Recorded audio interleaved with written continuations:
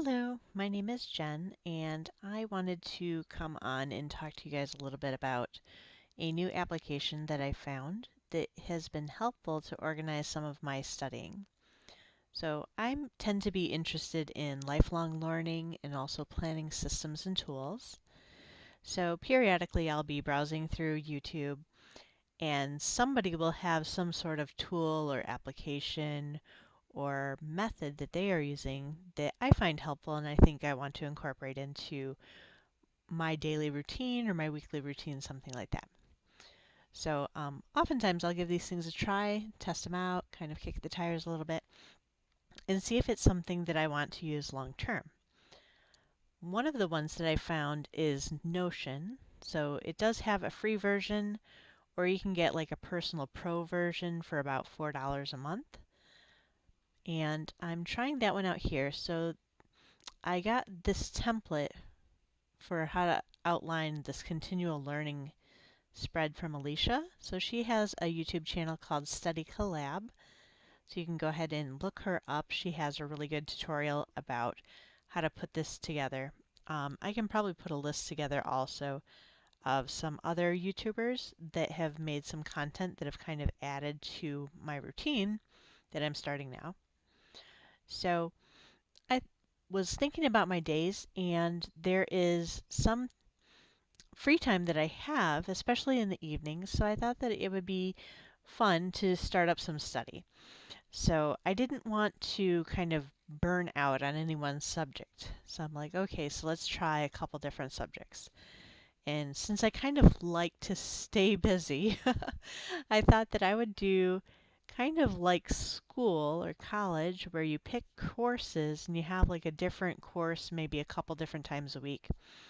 And I just ended up picking, one different subject per day of the week that I was going to take a look at. So in this template, they have like a little blurb area where you can start writing things. It's basically like a landing page for whatever you want your set to be. And you can have multiple different ones you can see on the side here. They give you some free templates, task list, journal, reading list. This is just the one that Alicia started using for her studying. So I added kind of an outline that I wanted to use. I don't have a syllabus because I'm not in any kind of a paid course, but this is just like my outline. I wanted to do it by day. So Mondays I picked language, um, and I kind of tongue-in-cheek picked these to specific days for a reason. So I figured, Mondays are incomprehensible anyway, so we might as well learn a different language while we're at it. Tuesdays are typically the voting day, at least here in the United States. So with the election coming up this year, I thought it would be helpful to learn more about kind of the governmental and political processes that we have in place and dig further into that. I know I didn't really do a lot of time studying this in high school or college, but I found some courses that might make that more accessible or interesting for me. So maybe I'll finally kind of sink in some of those political terms that people throw around, especially during election years. Wednesday, so my thinking on this one was kind of funny. So I'm like, oh, that commercial with the camel and it's hump day. So I'm like, well, camel's an animal, animal's biology. So that'll be my day that I'll do anatomy studying. Thursday, I picked this one for Throwback Thursday. So I'll be covering literature since most of the literature in the series that I picked to study are classics. So that's in the past. So that's where I get that tie in. Um, Friday, to be honest, I wanted to put something on this day, but I also realized like at the end of the work week, I'm probably going to be a little bit tired and I'm not necessarily going to know what I want to do. So I figured it would be a good day to have a research day where I could basically just troll around the internet and find anything that really interested me and I could take a further look into that. So that could also be like more planner tools or other things that I wanted to take a look at after I'm done with these courses of study. On Saturday, um, it's a little bit meta, but I wanted to study some study skills. So I haven't been the best at studying per se, like actual structured study methods through my high school, undergraduate, and master's degree programs. I just, don't really have those good solid study skills that most people have developed. So again, this would be kind of my own way to go back and shore up those areas where I'm not so good at. So Alicia has one you'll see below, this space repetition, and we'll kind of talk about that briefly. But I'll be investigating some more of those topics on Saturdays. And then on Sunday, is a good day for both going to church and studying theology. So theology studies are going to be on this day. I don't have a specific course, but right now I have my priest recommended a book by N.T. Wright called Surprised by Hope. So for the next few weeks, I'm going to be studying about a chapter a day from that book. So of course I could read it faster, but I thought, if I do like one chapter per week and really get into it and then reflect on it, that will be good. But then after I'm done with the book, I could then go into other theological areas of study. So the next section down on our page here, we have this revision schedule.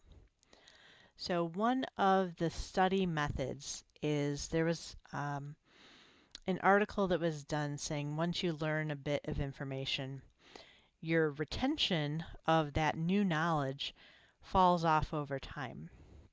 So unless you periodically go back and refresh it until it's committed into your long-term memory, you're likely to forget that information that you just learned.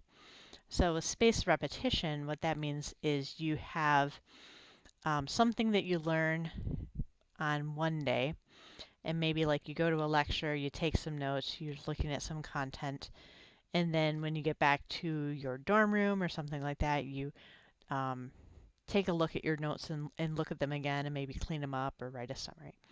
And then the next day, you'd review those. Maybe 3 days out, you'd look at them. Then you'd look at them 1 week out, and then 2 weeks out. So hopefully with those, 4 or 5 different repetitions, that first lecture will be committed to your long-term memory. And you have the same sort of repetition that you create for every lecture or every course or every, bit of information that you have.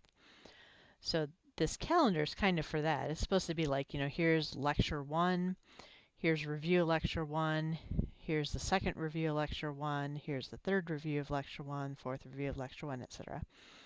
And that way you can kind of just build out your calendar so on any given day, you know which lectures you're going to be reviewing. So that's what Alicia kind of laid out in her video, which I'll link. What I did is I took a different tactic, and since I have these different subjects per day of the week, I just went ahead and put the whole course load for the month on here. So these are my theology, the different chapters in the Surprised by Hope book. Language, on Monday, the language I picked is going to be Italian. Tuesday's my government. So we just did like, why are we going to study government? And then we get into, the bicameral Senate, checks and balances, federalism, etc. Today was Introduction to Anatomy and Physiology, and then we'll get into study of tissues for the rest of the month. And then for the course that I'm taking for literature, the first book that we're going to be discussing is Romeo and Juliet. So I didn't fill in this column here because what I want to do is I'll read the introduction to the course, then I'll read the book, and then they have a couple different lectures that they give discussing the book itself. So I wanted to give myself enough time to read the book. I'm not sure if that's going to take me a week, 2 weeks, kind of depends on how busy the rest of my life goes, including work. So as I read a book, then I'll do the courses, then I'll read the next book, and then do the courses for that. Some of the books are going to be quite long. I think we do one from like War and Peace or something like that. So of course that's going to take me a lot longer to get through. But I'll use that study time then for reading specifically. And then on my research day, I just popped up a URL over here that's something that I might want to check out on Friday. But I leave these pretty much open. And then the study skills, they actually have a course on that. So you might be asking, what are some of these courses you're talking about? Where did you get them from? So another person who has a good YouTube channel, I think this was Ali, was talking about how he gets some of his diagrams for his medical school notes. I think he's in med school or residency. He's in one of those two. He got it from Crash Course. So Crash Course is this website that you can go to. And it has a whole bunch of different courses that you can pick from. So it'll take a second to load here probably. Oh, it's down below. Here we go. So there's all these courses that you can take a look at. And I think that these little cartoon figures are just really fun. So it has really good content. It's supposed to be at like a high school or undergraduate level.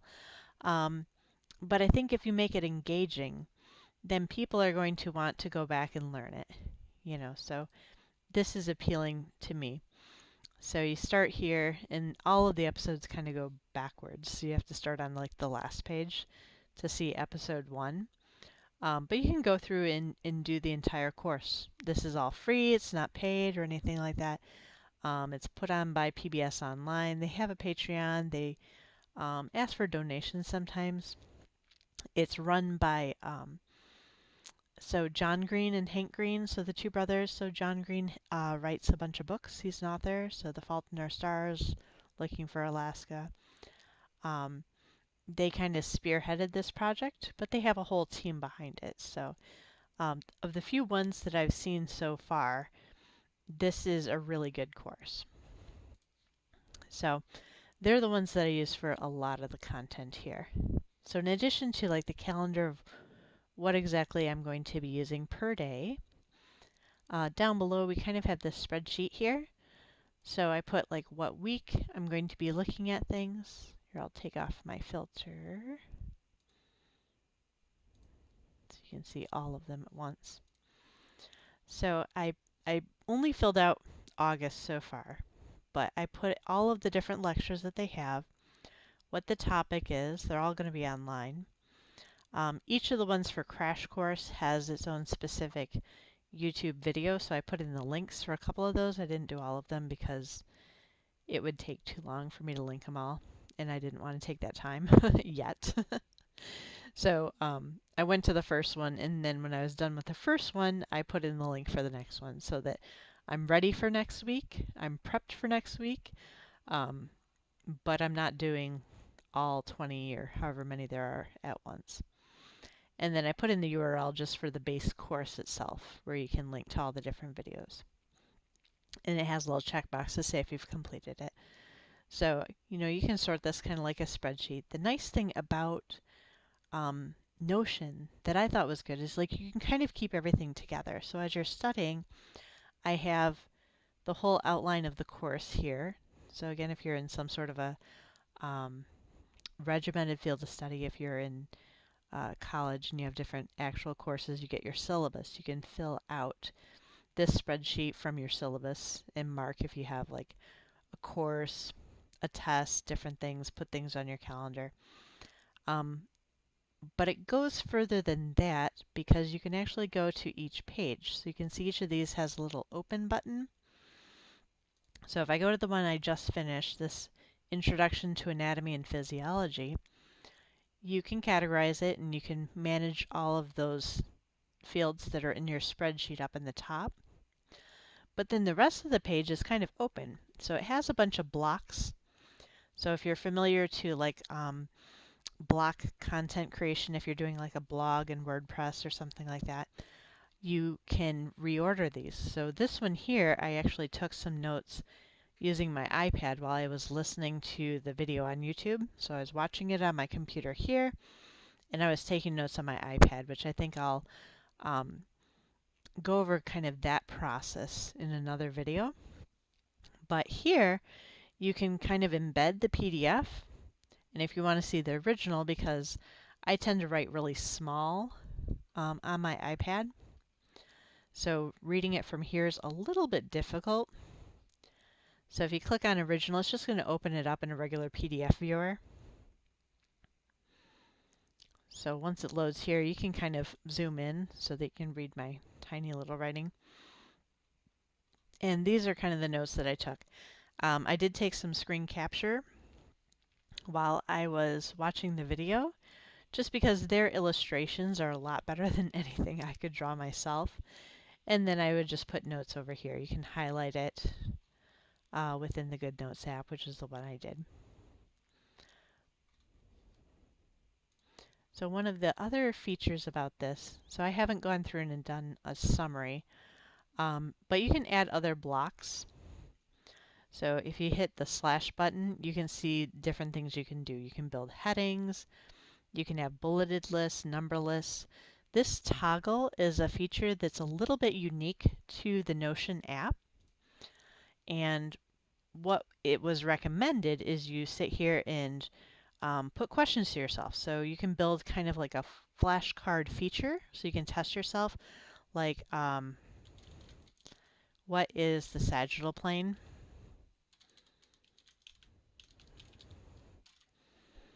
And then if you click on the toggle, you can put in the answer.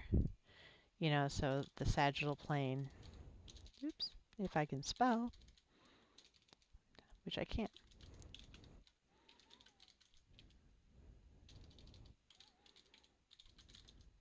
So the sagittal plane divides the body into left and right sections.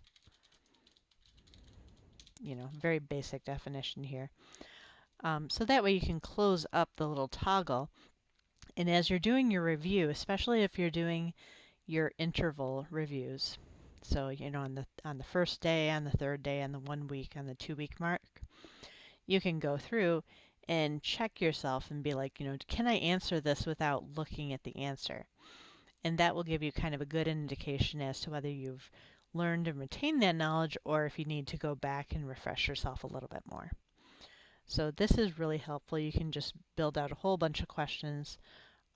You can add questions like as you're taking lecture notes. If you put anything to the side, you know, the professor says something and you're like, you know, I don't really know what that is, you can put that as a question here and then bring back your notes in about it. So with these different areas that you have, you can put in different headings, or you can just take, you know, summary notes and go in here, do like a list, you know, to-do list or something like that. Like this is something that I want to do to make sure that I really go back. So maybe I want to draw all of the diagrams myself. Because of course if I try to draw it on my own or if I try to write something out on my own, I'm probably going to retain it a lot better than if I just look at an image that somebody else has drawn. So there's a lot of things that you can do, and it's all kind of kept on the same page here for that one particular lesson. So those are some of the quick features that I've found in Notion that have been really helpful for my personal ongoing studies, but which you can adapt into your work life or any other continual learning that you have or formal coursework that you engage in. So I hope this was helpful, and I will be putting out another one to show you kind of how I'm taking notes in combination with the YouTube video and with my iPad. So I will see you next time. Bye-bye.